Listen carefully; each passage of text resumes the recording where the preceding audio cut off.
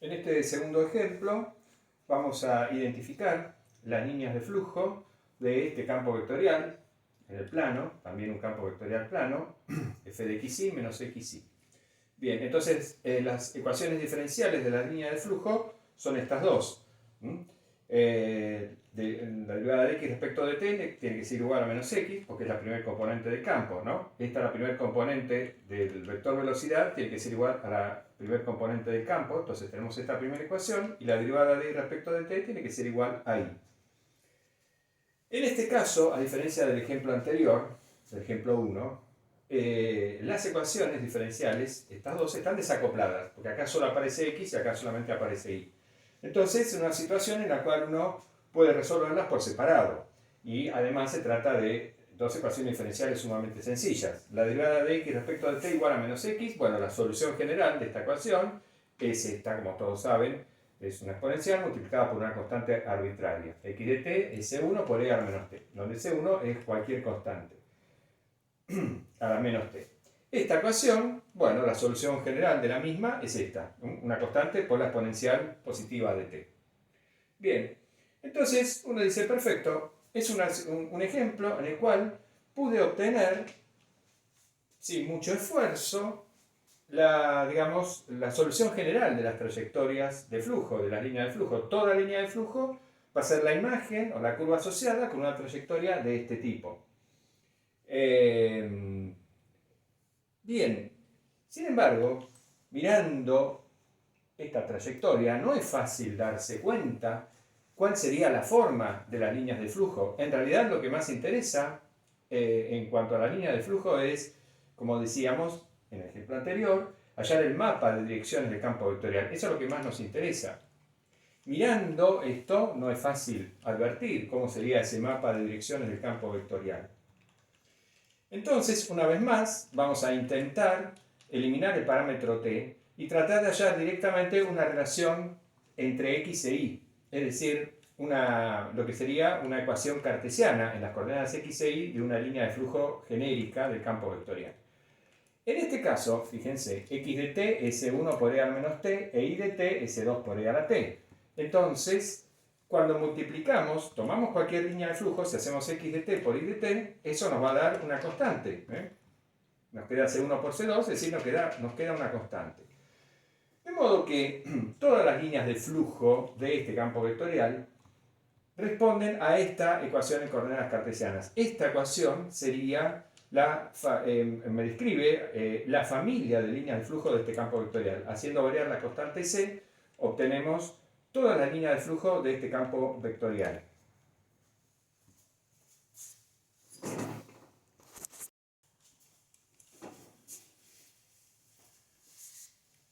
Bien, entonces habíamos visto que x por y igual a c, esta es la ecuación general de las líneas de flujo, la ecuación cartesiana general de las líneas de flujo del campo vectorial, f de xy igual a menos xy.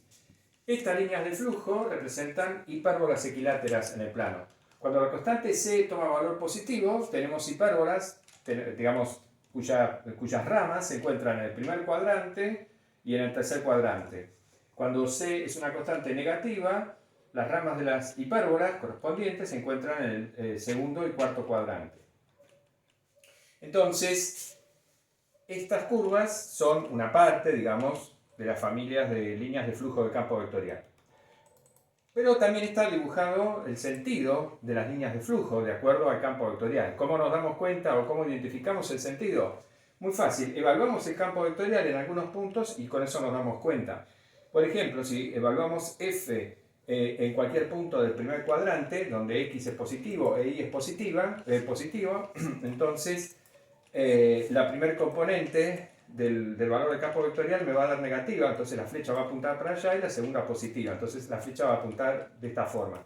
Y así nos damos cuenta cuál es el sentido de las líneas de corriente o de las líneas de campo que se encuentran en el primer cuadrante. Si evaluamos en un punto del segundo cuadrante, tenemos que x es negativo e y es positivo, entonces x acá menos x va a ser positivo e y positivo, entonces la flecha va a apuntar así y así nos damos cuenta cuál es el sentido de la línea de flujo en este cuadrante y bueno, lo mismo hacemos con el tercero y el cuarto. Y entonces, digamos, acá tenemos dibujado el mapa de líneas de corriente o líneas de flujo del campo vectorial. Como se darán cuenta, este mapa nos da una idea mucho más precisa, mucho más aproximada de cuál es el comportamiento del campo vectorial, que lo que podríamos haber averiguado escribiendo algunas flechas. Así que por eso el método de representación gráfica de un campo vectorial más adecuado es mediante sus líneas de flujo.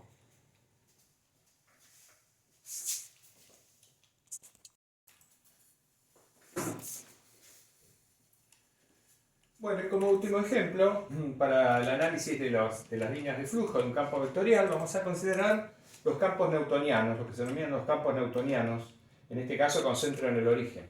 Un campo newtoniano es un campo vectorial en el espacio que tiene esta forma, definido de esta manera: F en R es K sobre R cubo por R flechita. Es decir, acá K es una constante, K es una constante.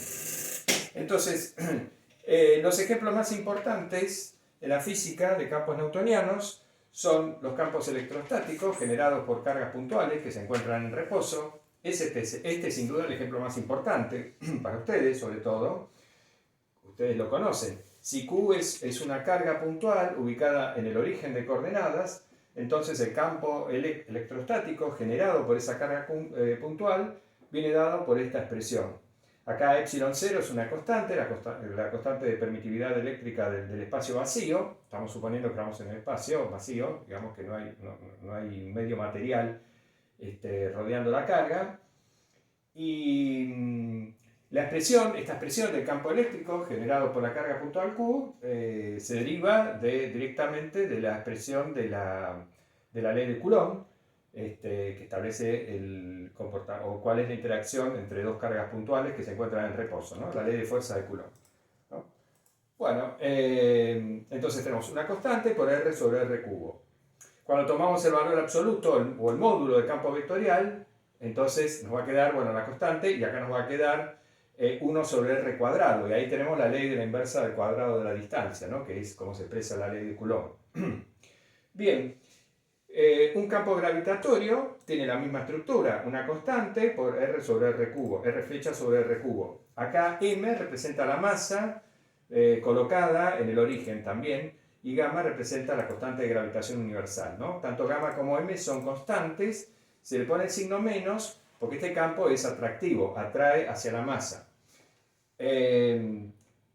Bueno, y entonces la expresión general de un campo newtoniano sería esta, ¿no? Digamos, en este caso K es este cociente, la constante K en este caso menos gamma por M. Estos campos newtonianos, obviamente, al estar centrados en el origen, están definidos en todo punto del espacio, menos en el origen, justamente R positivo. La línea de flujo de estos campos vectoriales, uno advierte inmediatamente la forma que tienen que tener, por más que son complicados los campos vectoriales, por el hecho de que estos campos vectoriales son todos paralelos a R flecha, al vector posición del punto donde yo evalúo el campo vectorial. Por más que está dividido por la norma elevada al cubo del vector posición, pero no importa. Digamos, este vector, sin duda, es paralelo al vector posición R flecha en cada punto del espacio. Lo mismo este y este, de modo tal de que advertimos inmediatamente que el mapa de líneas de flujo tiene que tener este aspecto: semirrectas que se alejan del origen. En cuanto al sentido de las líneas de flujo, bueno, estas flechitas corresponden al caso en el cual la constante K es positiva, que podría ser un campo electrostático si Q es una carga positiva. En el caso del campo gravitatorio nunca va a ser así, siempre las flechas van a estar apuntando hacia el origen, porque tenemos el menos acá, entonces siempre van a estar apuntando hacia el origen. Bueno, si bien el mapa de las líneas de flujo uno lo advierte, digamos, por simple observación, vamos a plantear de todas maneras las ecuaciones.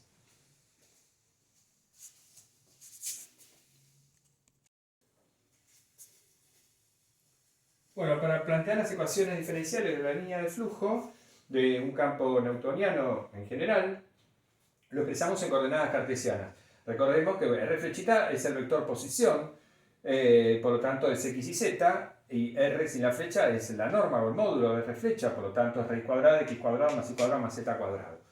En consecuencia, la expresión en coordenadas cartesianas de este campo vectorial sería esta que tenemos acá.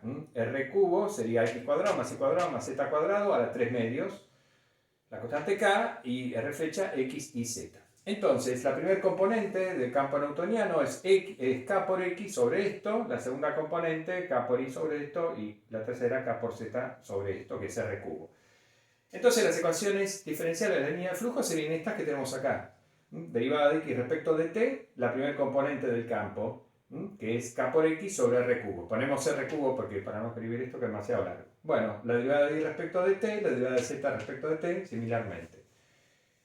Entonces, estas tres ecuaciones diferenciales, en las tres lo que tenemos es lo siguiente, digamos, la derivada de x respecto de t dividido x, y paso x dividiendo, me queda acá sobre r cubo, y acá lo mismo, y acá lo mismo. De modo tal de que x punto sobre x es igual a y punto sobre y igual a z punto sobre z. Eso es algo que va a depender de t. Acá no voy a resolver las ecuaciones diferenciales, encontrar la solución general, ni mucho menos. Simplemente voy a advertir el aspecto que tienen, que en realidad ya lo conozco, pero no importa, voy a confirmar eso, simplemente a partir del hecho de que se cumplen estas relaciones, estas dos relaciones. Esto sin duda es verdad para cualquier línea de flujo. Bien, si x punto sobre x es g de t, entonces x de t es una constante c1 por una primitiva, por la exponencial de alguna primitiva de esta función, y y de t va a ser una constante c2 por la exponencial de alguna primitiva de esta función, y z de t lo mismo.